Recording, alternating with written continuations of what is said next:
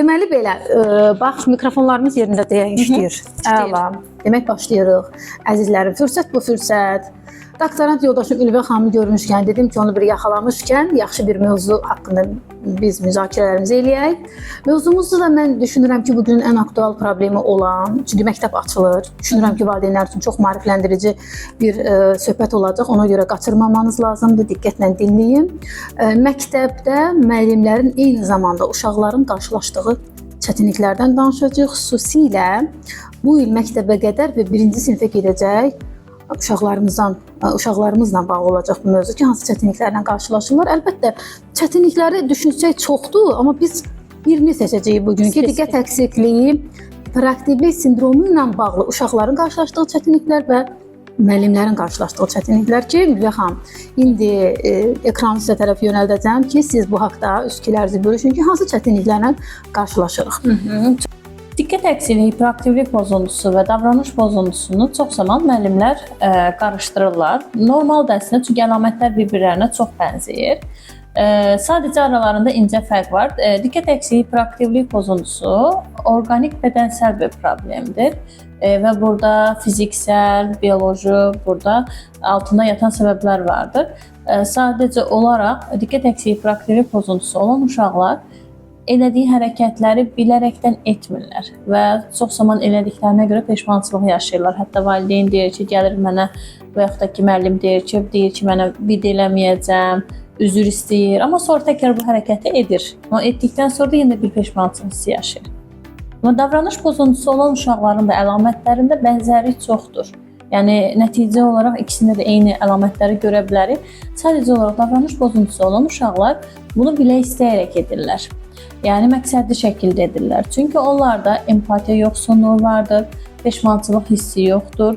Yəni sərhədlərin, şəxsi sərhədlərini və gözləmir, qarşı tərəfində, yəni sərhədlərini nəzərə almır və buna görə də bu elədiyi hərəkətlərdən də peşmançılıq hissi keçirtmirlər. Yəni nəticə eyni olsa da, amma səbəblər tamam başqadır. Yəni incə fərqlər burada bunu götürə bilərik. Bəli, Ülvə xanım, mən də bir əlavə eləyim ki, həqiqətən diqqət əksikliyi, hiperaktivlik problemi müəllimlərin belə deyək də baş bəlasıdır. Bəzən doğrudan müəllimlər bunu ayırd etməkdə də çətinlik çəkirlər. Hansı mənada? Uşaq xüsusən də məktəbə qədər dövrdə ilk parta görmüş uşaq və 1-ci sinifdə, üstəlik də nəzərə alsaq ki, tətildən sonra uşaqların həqiqətən part arxasında oturub səbirlə hansı bir yazı pozisiyonu aparmağı bir qədər zaman ala bilər. Yəni bu mənada adaptasiya problemləri də ortaya çıxır ki, valideyn yox, müəllimlər bunu qarışdırırlar. Və belə olan halda mən öz təcrübəmdən danışım ki, müəllim deyir ki, sizin uşaqda hiperaktivlik var, götürün aparın bunu psixoloqa, yəni bununla psixoloq işləsin, sonra bu part arxasında otura bilmir. Amma biz baxırıq, görürük ki, xeyr, uşaqda hiperaktivlik deyil, sadəcə uşaq adaptasiya problemi yaşayır. Bəli, həm tətildən çıxdıqları üçün uşaqlar, indi əminəm ki, çoxunuz bunu müşahidə edib görəcəksiniz ki, Allah istəyir, uşağınız 5-ci sinifdə oxusun, 6-cı sinifdə oxusun, dəxli yoxdur. Yəni bu mənada ki, tətildir, 3 ay müddətində uşaqlar ev mühitində rahatlığa öyrəşirlər və birdən-birə sentyabrda, oktyabrda, mən deyərdim, hətta oktyabrın sonlarına yaxın tədricən artıq oturub dərslə çalışmaq, dərslə məşğul olmaq, bu şey yavaş-yavaş formalaşır. Yəni bu mənada əlbəttə ki, xüsusən 1-ci sinif məktəbə qədər uşaqlar adaptasiya problemi yaşayacaqlar. Əgər o parta görməyibsə, o nə bilim 45 dəqiqə ərzində oturub yazı yazmaq, həm burada nəzərə də almalıyıq ki, uşağın diqqətinin həcmi də çox qısa olur. Səbirli olub axıra qədər bir yerdə durub müəllimin bütün tapşırıqlarına əməl etmək çətin olur və ona görə hərəkətli olur parta arxasında, gah nə bilim sumkasını qurdalayır, gah nə bilim sıxılır da, yəni belə deyək. Çünki öyrəşməyib, bu mənada müəllim də elə başa düşür ki, onun diqqət əksikliyi var, fikrini toplaya bilmir və burada səhv anlaşılır da bu məsələ. Eynən, hətta məktəb fobiyası yaşayan uşaqlar bu daha çox çətin ola bilər, uzun çəkə bilər adaptasiya müddəti.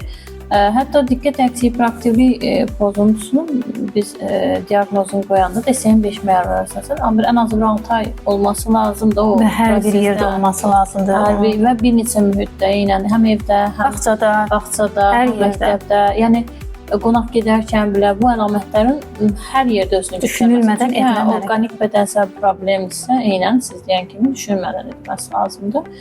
Və dediyiniz kimi bu adaptasiya məsələsində həqiqətən düşünsək ki, bu uşağın anadan ayrılma problemi var, təşvişi həyəcanı var. Məsələn, biz görəcəyik indi sentyabr başlayanda, dərslər başlayanda bu problemlər də aktuallaşır. Daha çox müraciətlər olur ki, uşaq məktəbdə anadan ayrı qala bilmir, anada özü də görsən anada da problem olur, ana da uşağından ayrıla bilmir. İndi bəli, belə olan halda əlbəttə biz görəcəyik ki, belə bir problemlər ortaya çıxacaq. Bəli, əzizlərim, bu Ülviyə xanımla birlikdə çox önəmli bir mövzuya toxunduq. Düşünürəm ki, valideynlər üçün bu maarifləndirici oldu. Məqsədimiz də odur ki, artıq dərslər başlayır və bəzi valideynlər, xüsusilə bu il övladı birinci sinifə gedən, məktəbə qədərə gedən valideynlərin övladlarında bu kimi problemlər ortaya çıxa bilər. Bu mənada müəllim şikayət edə bilər, amma bu şikayəti eşitdikdə tez təşvişə qapılmayan bəzi valideynlərdə gördüyümüz odur ki, ay aman Allah, mənim uşağıma hiperaktivlik diaqnozu qoydular, ay nə bilim necə olacaq, necə oxuyacaq bu uşaq. Mən sizə demək istəyirəm ki, hər parta arxasında hərəkətli olan, hər parta arxasında başqa işlərlə məşğul olan, nə bilim çantasını qarışdıran və yaxud da müəllimi diqqətlə dinləməyən uşaq hiperaktiv diaqnozu var demək deyil. Dediyimiz kimi başqa problemlər də ola bilər, bu adaptasiya məsələsi də ola bilər, eyni zamanda Ülviyə xanım qeyd elədiyi kimi davranış pozuntusu da ola bilər. Əlbəttə bunu tam şəkildə müəyyənləşdirmək üçün ən yaxşısı bir mütəxəssis yardımından faydalanmaqdır.